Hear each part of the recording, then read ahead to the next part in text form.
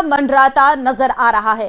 क्या सचमुच 14 जनवरी के बाद कुछ बड़ा होने वाला है? ये बड़ा सवाल है।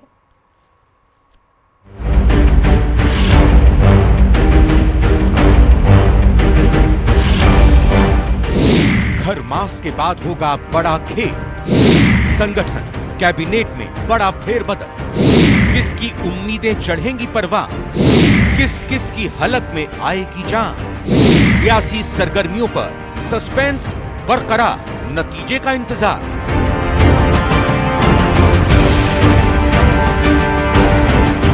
जिस सियासत में मुर्दों से भी सियासी हित साधे जाते हैं, वहां कोई शय पुरानी कैसे हो सकती है? इसलिए अगर 2 जनवरी को जयपुर पहुंचे बीजेपी प्रदेश प्रभारी के इस बयान को नए सिरे से समझने की कोशिश हो रही है, तो इसके गहरे मायने हैं। कहा जा रहा है कि खरमास के कारण ठिठक चुकी सूबे की सियासत खरमास बाद नई रफ्तार पकड़ने जा रही है। दरअसल खरमास वो समय होता है जब शुभ और मांगलिक कार्य नहीं किए जाते। इसीलिए सियासत की समझ रखने वाले खरमास बाद खासी उथल पुथल मचने के आसार जता रहे हैं। 14 जनवरी को खरमास खत्म हो जाएगा। ऐसे में खरमास खत्म होने के साथ में ही राजस्थान की राजनीति में हमको कुछ बड़े फेरबदल देखने के लिए मिल सकते हैं। राजस्थान की राजनीति में खासतौर पर भारतीय जनता पार्टी की जो भजनलाल सरकार है, उसमें 6 मंत्रियों की जगह खाली है। 31 जनवरी से विधानसभा का सत्र शुरू होना है। ऐसे में संभावना इस बात की बहुत अधिक है कि मुख्यमंत्री भजनलाल इन 6 रिक्त स्थानों पर नए मंत्रियों को जगह दें। मंत्रिमंडल विस्तार को लेकर पहले कहा जा रहा था कि लोकसभा चुनाव के बाद उपचुनाव से पहले मंत्रिमंडल विस्तार हो जाएगा, भजनलाल कैबिनेट में नए चेहरे शामिल हो जाएंगे। लेकिन उपचुनाव हो गया, लोकसभा चुनाव हो गया और अब तो 31 जनवरी को विधानसभा का बजट सत्र भी होना है। लेकिन अभी तक मंत्रिमंडल विस्तार को लेकर इंतजार बाकी है। देखना यह है कि कब तक होता है। बीजेपी सूत्रों के मुताबिक सत्ता संगठन ने मिलकर एक रणनीति तैयार की है। सबसे पहला फेरबदल संगठन में होगा। इसके बाद राजनीतिक नियुक्ति के तहत आयोग, बोर्ड, निगम में कुछ नेताओं को मौका दिया जाएगा। तीसरे नंबर पर मंत्रिमंडल विस्तार किया जाएगा। हर 6 साल बाद हमारे यहाँ नए कोपलें फूट के आती हैं। जो पुराने लोग होते हैं हम उनका इस्तेमाल भी करते हैं, उनके अनुभव का लाभ भी लेते हैं, लेकिन 6 साल बाद किसी को दोहराते नहीं है। फिर कम से कम 3 साल उसको आराम करना पड़ता है, फिर उसको दोबारा काम दिया जा सकता है। ऐसा नहीं है कि वो घर बैठाया जाता है, उसको हम दोबारा भी अध्यक्ष बना सकते हैं। सबसे पहले बात संगठन की। संगठन में बूथ से मंडल, जिला और प्रदेश और राष्ट्रीय अध्यक्ष के लिए चुनाव प्रक्रिया चलती है। 60% बूथ समितियां गठित होने पर मंडल के चुनाव होते हैं। 50% मंडल अध्यक्षों के चुनाव होने पर जिला अध्यक्षों के चुनाव होते हैं। इसी तरह करीब 50% जिला अध्यक्षों के चुनाव होने पर प्रदेश अध्यक्ष का चुनाव होता है। प्रदेश बीजेपी में चल रहे संगठन चुनावों में मंडल अध्यक्षों के नाम पर भी सर्वसम्मति नहीं बन पा रही। अभी तक जिन मंडल अध्यक्षों के नाम घोषित किए हैं, उन पर भी विवाद हो रहा है, जिस पर कांग्रेस हमलावर है। मंत्रिमंडल ये बनाए नहीं बनाए, एक्सटेंशन करे नहीं करे, जो मंत्री अभी फेल हो गए आगे वो मंत्री क्या न्याय करेंगे? तो अभी का जो पूरा मंत्रिमंडल फेल है, अब ये अपना मंत्रिमंडल एक्सटेंशन करे नहीं करे इससे कोई फर्क नहीं पड़ रहा। मैं ये मानता हूं जनता का कोई इंटरेस्ट नहीं है सरकार में। ये कैबिनेट बढ़ाएंगे तो भी, नहीं बढ़ाएंगे तो भी। हालांकि मैं तो इस बात को नहीं मानता है, क्योंकि ये सरकार पूरी तरह से फेल हो गई, इसलिए इनको सरकार पर ध्यान देना चाहिए। अभी ये इस तरह की चर्चाएं चल रही है, कोई कह रहा है कि मंत्रिमंडल एक्सटेंशन होगा, कोई कह रहा है मंत्री बदलेंगे। बदले या नहीं बदले, एक्सटेंशन करे या नहीं करे, जनता को कोई मतलब नहीं है, क्योंकि ये सरकार जनता से बहुत दूर हो चुकी है। इसलिए अब सरकार कुछ भी करे, जनता का विश्वास टूटे। कांग्रेस का प्रहार अपनी जगह, लेकिन प्रदेश अध्यक्ष मदन राठौड़ आश्वस्त है कि सब ठीक हो जाएगा। कोई टकराव नहीं है, हमारे यहाँ सब आपसी सहमति से होता है और इसमें मेरा काम तो है नहीं, न मैं इस विषय पे हूँ, कि मैं खुद अभी एक प्रकार से कार्यकारी हूँ। तो जो चुनाव जिनको करवाना है वो चुनाव करवा रहे हैं, ये तो वो ही जानते हैं। और वैसे हमारे यहाँ कहीं भी कोई अप्रिय कहीं से खबर नहीं है, सब व्यवस्थित रूप से हो रहा है और आपसी सहमति से हो रहा है। बीजेपी के पार्टी कार्यकर्ताओं का कहना है कि दागी और बागी को मंडल अध्यक्ष बना दिया गया। यह मामला प्रदेश अध्यक्ष मदन राठौर तक पहुंचा। उनको कहा गया कि इस तरह की स्थिति सही नहीं है पार्टी के लिए, और अगर मंडल अध्यक्ष की जब नियुक्ति नहीं हो पाई है, उनका निर्वाचन नहीं हो पाया है, तो जिला अध्यक्षों को लेकर भी पेच फंसा हुआ है, मामला अटका हुआ है। अब सवाल ऐसे में यह उठता है कि क्या बीजेपी बाकी प्रदेशों से पहले या बाकी प्रदेशों की तरह समय पर अपने संगठन का चुनाव राजस्थान में करा पाएगी?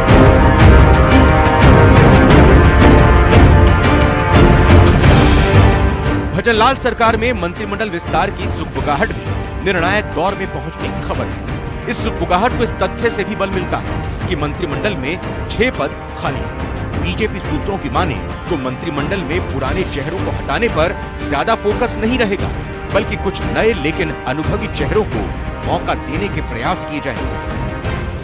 हमारी इच्छा है, हम अगर इतने मंत्रियों से काम कर रहे हैं तो हम क्यों सरकार का पैसा खर्च करें, और हमें अगर लगता है कि अनुभव के हिसाब से हमें कुछ अतिरिक्त मंत्रियों की जरूरत है तो समय आने पर हम उसका तय कर लेंगे। राजस्थान मंत्री परिषद में अधिकतम 30 मंत्री बनाए जा सकते हैं। वर्तमान में मुख्यमंत्री समेत 24 मंत्री हैं। इस लिहाज से अभी 6 पद खाली हैं। कैबिनेट में सबसे अनुभवी माने जाने वाले डॉक्टर किरोड़ीलाल मीणा के इस्तीफे पर निर्णय अब तक नहीं हुआ है। हालांकि भजनलाल शर्मा की टीम के कुछ मंत्रियों की परफॉर्मेंस के आकलन के आधार पर उनकी जिम्मेदारियों को घटाया बढ़ाया जा सकता है। पिछले कई मौकों पर खासकर विधानसभा में देखा गया है कि अनुभव की कमी के कारण कई मंत्री, राज्य मंत्री विपक्ष के आगे घिरते नजर आए थे। Bureau report, news 18 Rajasthan.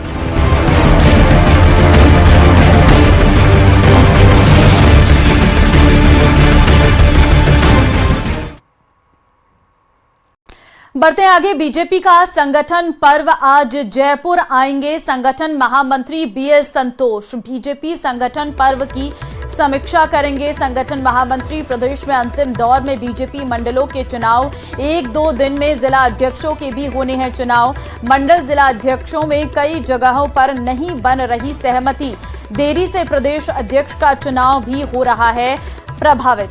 तो आज जयपुर आएंगे संगठन महामंत्री बीएल संतोष। देरी से प्रदेश अध्यक्ष का चुनाव भी हो रहा प्रभावित।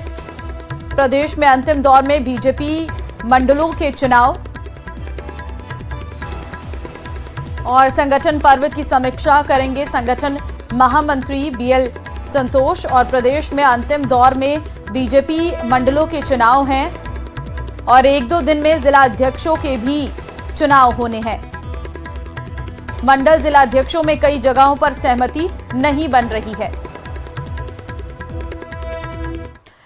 जोधपुर में कोहराम मचा हुआ है क्योंकि यहां पर घने कोहरे से उड़ानें प्रभावित हैं। कम विजिबिलिटी के चलते फ्लाइट के उतरने में देरी, करीब 45 मिनट तक हवा में चक्कर लगाती रही 3 फ्लाइट्स। अहमदाबाद जोधपुर की फ्लाइट 6E7074 को कराया लैंड। दिल्ली जोधपुर की फ्लाइट S6E2411 को भी कराया गया लैंड। और Bangalore Jodhpur flight 6E6032 Ahmedabad divert. कम विजिबिलिटी के चलते फ्लाइट लैंडिंग में दिक्कतें आई थी। सुबह से ही जोधपुर के आसमान में घना कोहरा छाया हुआ है, तो ऐसे में फ्लाइट्स जो है वो काफी डिले भी हो रही हैं और जो उड़ान भर रही हैं उन्हें लैंडिंग करने में काफी दिक्कतें हो रही हैं।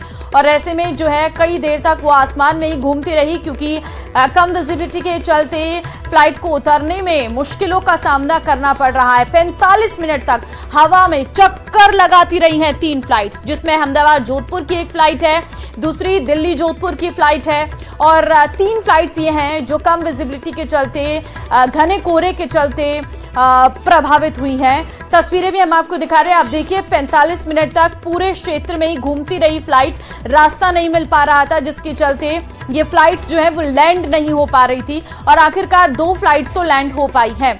चंद्रशेखर संवाददाता फोन लाइन पे हैं। चंद्रशेखर, कैसा बना हुआ है मौसम? क्या विजिबिलिटी इतनी कम हो गई है कि फ्लाइट्स को लैंड करने में दिक्कत आ रही है? देखिए, बात करें तो सुबह से जो है जोधपुर के आसमान में घना कोहरा छाया हुआ है, जिसके चलते न केवल सड़क मार्ग बल्कि वायु मार्ग भी प्रभावित हुआ है। जोधपुर में 3 फ्लाइट जो थी उनको लैंड कराना पायलट के लिए चुनौती भरा कार्य हो गया था, क्योंकि कम विजिबिलिटी थी और जिसके चलते रनवे पर जो है सुरक्षित फ्लाइट लैंड कराने के लिए काफी कड़ी मशक्कत जो है पायलट को करनी पड़ी। लगातार बार बार प्रयास करने के बाद जब विजिबिलिटी क्लियर नहीं हो पाई तो बार बार जो है फ्लाइट को इधर उधर ले जाया जा रहा था, कभी पीपाड़ तो कभी सांगरिया, कभी लूनी, इस क्षेत्र में जो है लगातार तीनों फ्लाइटें घूमती रही। इसके बाद करीब 45 मिनट तक हवा में चक्कर काटने के बाद अहमदाबाद जोधपुर फ्लाइट 6E7074 को लैंड करवाया गया। दिल्ली जोधपुर की फ्लाइट 6E2411 को भी लैंड करवा दिया गया, लेकिन बेंगलोर जोधपुर फ्लाइट जो है वो लैंड नहीं हो पाई, जिसके चलते उसे अहमदाबाद डाइवर्ट किया गया है। और चूंकि कम विजिबिलिटी थी, जिसके कारण ये दिक्कत आई थी। सुबह से ही जो है आसमान में घना कोहरा था और इस कोहरे के कारण पायलट के लिए सबसे बड़ी चुनौती ये थी कि सेफ लैंडिंग किस तरह से करवाई जाए। हालांकि रनवे पर सभी लाइटें ऑन कर दी गई थी, फिर भी जो है एक फ्लाइट को जो है लैंड कराने में दिक्कत आई, जिसके चलते उसे अहमदाबाद डाइवर्ट किया गया। जी ठीक है, अभी कैसा है मौसम?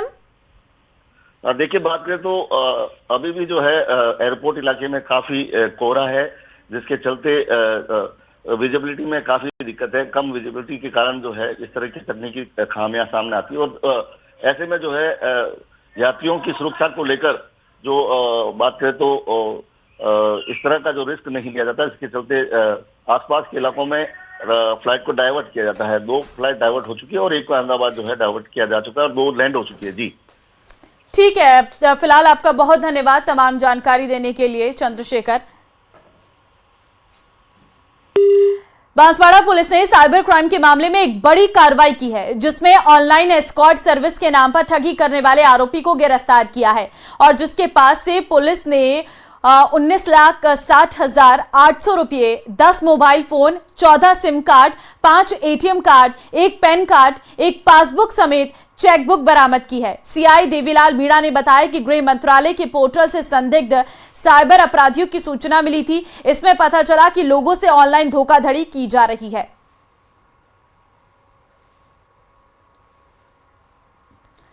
ऑपरेशन साइबर शील्ड के तहत कोटा शहर की बोरखेड़ा थाना पुलिस ने कार्रवाई की है। ऑनलाइन ठगी की वारदात को अंजाम देने के मामले में 2 पीड़ितों को राहत देते हुए 58,359 रुपये की राशि रिफंड करवाई गई है और सेना के एक जवान और कोचिंग छात्र के साथ ठगी की वारदात को अंजाम दिया गया है। जवान के साथ सीआईएसएफ का जवान बनकर साइबर ठग ने OLX पर स्कूटी बेचने के नाम पर 28,000 रुपये की ठगी की थी। वहीं जम्मू कश्मीर निवासी कोचिंग छात्र के साथ भी 44,000 की ठगी की वारदात को अंजाम दिया था। दोनों मामले में पुलिस ने कार्रवाई करते हुए पीड़ितों के खाते में राशि 58,359 रिफंड करवाई है। राम जन्मभूमि अयोध्या में रामलला की प्राण प्रतिष्ठा को 1 वर्ष पूरे होने के उपलक्ष्य पर संकट मोचन महादेव मंदिर में बाल हनुमान जी की शोभा यात्रा ढोल नगाड़ों के साथ चित्रकूट धाम अवधपुरी पहुंची, जहां बाल हनुमान जी का भगवान राम से मिलन हुआ। इस दौरान कार्यक्रम में दिव्यांगों ने राम के भजनों की प्रस्तुतियां भी दी। सांसद दामोदर अग्रवाल ने कहा कि दिन सुनहरे अक्षरों में लिखा जाएगा, क्योंकि 500 सालों के बाद आज के ही दिन राम को उनके अपने भव्य निज धाम में स्थापित करवाया गया। हनुमान मंदिर से बाल स्वरूप हनुमान जी चित्रकूट धाम में हरि संगम में पधारे बाल जुलूस के साथ उनका बहुत तरह से स्वागत किया गया। लगभग आज 1 साल मंदिर को हो गया, इसके लिए आज इतना भव्य रूप से दिया गया।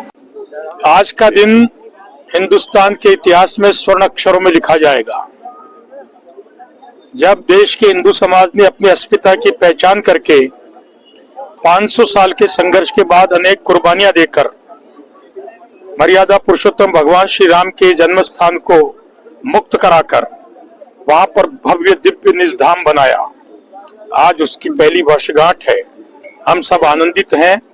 भगवान श्री राम की पुण्य स्मृति में हमने एक दिया जलाकर आज उत्सव मनाया है।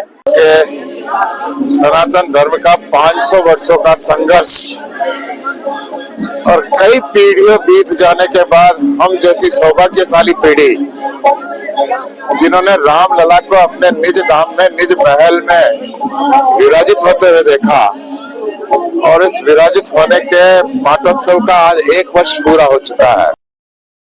जिस तरह सिक्के के 2 पहलू हो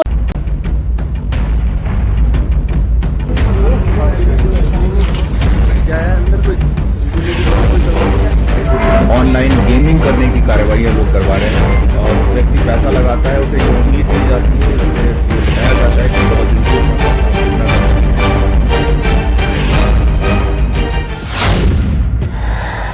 साइबर ठगों पर जयपुर पुलिस का शिकंजा।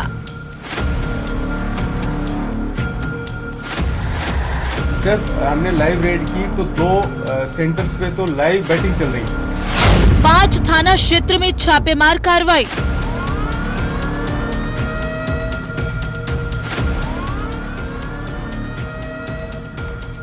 इस तरह के गिरोह एक्टिवेट थे, वो सारे बंद कमरों में कार्य कर रहे थे।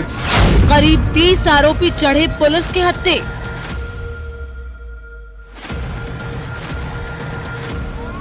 करधनी के एक मॉड्यूल में एक व्यक्ति के पास में लगभग 100 के आसपास म्यूल अकाउंट्स मिले। देश में साइबर ठगों का जाल फैलता जा रहा है। आम लोगों के साथ साथ पुलिस के लिए भी इन तक पहुंचना किसी चुनौती से कम नहीं। लेकिन जयपुर पश्चिमी पुलिस ने फुल प्रूफ प्लान बनाते हुए करीब 30 साइबर फ्रॉड करने वालों को धर दबोचा। इनके अलावा 2 नाबालिग आरोपी भी इसमें शामिल हैं। पुलिस ने कल सुबह से करीब 40 स्थानों के ऊपर दबिश दी, जिसमें बड़े साइबर जो अपराधी हैं उन्हें पकड़ा है। करीब 30 से ज्यादा जो साइबर अपराधी वो पकड़े गए हैं। 2 बाल अपचारी जो हैं वो पुलिस की गिरफ्त में है और साथ ही साथ में पुलिस ने इन साइबर ठगों के जो बैंक अकाउंट है उनसे 30 करोड़ रुपए की राशि है वो भी फ्रीज करवाई है। पुलिस के मुताबिक साइबर ठग श्रीलंका से ट्रेनिंग लेकर आए थे और साइबर ठगों की नई खेप बनाने की तैयारी में थे। ज्ञात है कि जितनी भी रेड की कार्रवाइयां और जितनी भी साइबर फ्रॉड के गिरोहों का जितनों का भी पर्दाफाश होगा, हमारे सामने जो प्राइम टास्किंग होगी ये होगी कि इनके बहुत सारे लोग उस वक्त मौके पर नहीं मिलेंगे, तो कहीं ना कहीं जो साइबर फ्रॉड का पैसा है वो लीकेज नहीं हो जाए। तो हर टीम के साथ में जहां भी मौके पर रेड की कार्रवाई हुई, हमने साइबर फ्रॉड प्रिवेंटिव सेल के हमारे जो सक्षम जवान हैं उनको उनके साथ तैनात किया और उसी वक्त जितने भी संदिग्ध बैंक अकाउंट्स थे उनकी डिटेलिंग करके और उनके ऊपर पर्याप्त होमवर्क करके उनको फ्रीज कराने की कार्रवाई आरंभ हुई। साइबर शील्ड अभियान के तहत जयपुर के 5 थाना क्षेत्र की पुलिस की 10 टीमों ने छापेमारी की कार्रवाई की। इस दौरान जहां इस बात का पूरा ख्याल रखा गया कि ना तो अपराधी भागे और न ही बैंक अकाउंट से पैसा इधर से उधर किया जाए। लगभग 135 बैंक अकाउंट्स को हमने फ्रीज करा दिया।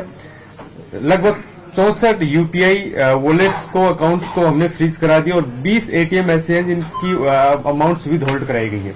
इसके साथ ही हमारे लगातार प्रयास जारी हैं कि इन अकाउंट्स से जो अन्य संदिग्ध अकाउंटों का लेन देन शुरू हो रहा है उनको भी हम फ्रीज करवाएं। सारे अकाउंट्स का अभी तक के आरंभिक अनुसंधान में जो संदिग्ध लेन देन और फ्रॉड की राशि जो अभी तक पाई गई है वो लगभग 30 करोड़ के आसपास अभी तक पाई गई है, जिसमें आगे अनुसंधान में ये रकम और ज्यादा बढ़ने की पूरी संभावना है। पुलिस ने 8 गैंग के खिलाफ कार्रवाई की, जिसमें वो गैंग भी शामिल है जो लोगों को साधु बनकर और ऑनलाइन गेम के जरिए लोगों को लाखों का चूना लगाते थे। ये कालवाड़ में जो मॉड्यूल बस्ट हुआ है उसमें 3 ऐसे लोग गिरफ्तार हुए हैं जो करीब 6ठी-7ठी क्लास तक पढ़े हुए, जो नकली बाबा बनके लोगों को मौलवी बनकर और इस तरह की ठगी कर रहे थे ताकि लोगों को वशीकरण के प्रभाव से वो जो मनचाही मुराद मांगे वो पूरी कर ली जाए। उस मॉड्यूल को बस्ट करके उनको भी गिरफ्तार किया गया। जयपुर पुलिस की इस बड़ी कार्रवाई में करीब 30 करोड़ रुपए की धनराशि संदिग्ध बैंक अकाउंट से बरामद हुई है। इससे पहले जयपुर की शिप्रापत पुलिस ने भी फर्जी कॉल सेंटर का खुलासा किया था, जिसमें 4 आरोपियों की गिरफ्तारी हुई थी। जयपुर पुलिस कमिश्नरेट को बड़ी सफलता मिली है। जो साइबर ग्रोह है उनके जो मंसूबे हैं वो नाकाम हुए हैं। जयपुर जो वेस्ट पुलिस है उनका ये कहना है कि अभी जो इस पूरे मामले के अंदर इन्वेस्टिगेशन है वो लगातार जारी है और पुलिस को और कई जो अहम सबूत है, सुराग है, वो भी मिले हैं। आगे आने वाले समय में इस पूरे मामले के अंदर और बड़े खुलासे होंगे। न्यूज़ 18 राजस्थान के लिए सहयोगी शेर सिंह के साथ रोशन शर्मा की रिपोर्ट। तो वहीं दौसा में सर्दी का सितम देखने को मिल रहा है। सुबह सुबह बारिश से मौसम बदला है। बारिश के बाद जिले में कोहरे का कहर है और बारिश के बाद इलाके में ठंड भी बढ़ गई है। कोहरे की वजह से यातायात भी प्रभावित है।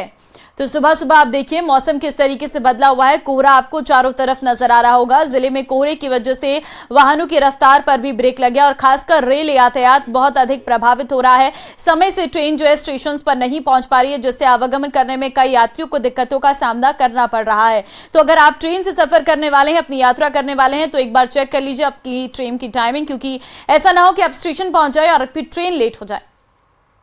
पिछले 2 दिनों से मौसम पूरी तरह बदला हुआ है। कल जिस तरह दौसा सहित राजस्थान के कई जिलों में बारिश का दौर देखा गया था, आज की सुबह भी फुहारों के साथ हुई है। हल्की हल्की फुहारें चल रही है, कोहरा भी छाया हुआ है। कोहरे और फुहारों के कारण जो रेल और सड़क यातायात है वो पूरी तरह प्रभावित है। दौसा के कोलवा रेलवे स्टेशन पर अब खड़े हैं। यहाँ पर जो ट्रेनें हैं वो काफी देरी से भी आ रही है। जैसे भटिंडा जयपुर ट्रेन यहाँ पर 7 बजे आनी थी, लेकिन वो करीब आधे घंटे की देरी से आ रही है। हम कुछ लोगों से बात कर लेते हैं कि किस तरह का मौसम है। मौसम किस तरह का है? कल से बरसात आ रही है और सुबह भी फुहार आ रही है। बिल्कुल, यह जो बारिश हुई है इससे चने की फसल में निश्चित रूप से फायदा होगा, बाकी अन्य फसलों में नुकसान भी हो सकता है। लेकिन जो गेहूं और जो है वहां पर भी जो सिंचाई की आवश्यकता है वो इस बारिश से नहीं होगी। ऐसे में एक जो पानी लगता है, जो सिंचाई होती है, वो सिंचाई भी इस बारिश होने के कारण नहीं देनी पड़ेगी किसानों को। ऐसे में किसानों को काफी फायदा भी हो रहा है। कुछ फसलों में नुकसान भी कहा जा सकता है क्योंकि कड़ाके की ठंड पड़ रही है। ऐसे में सरसों में पाला पड़ने की संभावना है, इसलिए किसान चिंतित है क्योंकि सरसों में अगर यदि पाला पड़ता है तो नुकसान हो सकता है। वहीं पूरी तरह आज के मौसम की बात करें तो मौसम पूरी तरह वैसे तो खुशनुमा मौसम है, लेकिन कोहरा भी छाया हुआ है और हल्की हल्की फुहारें हैं।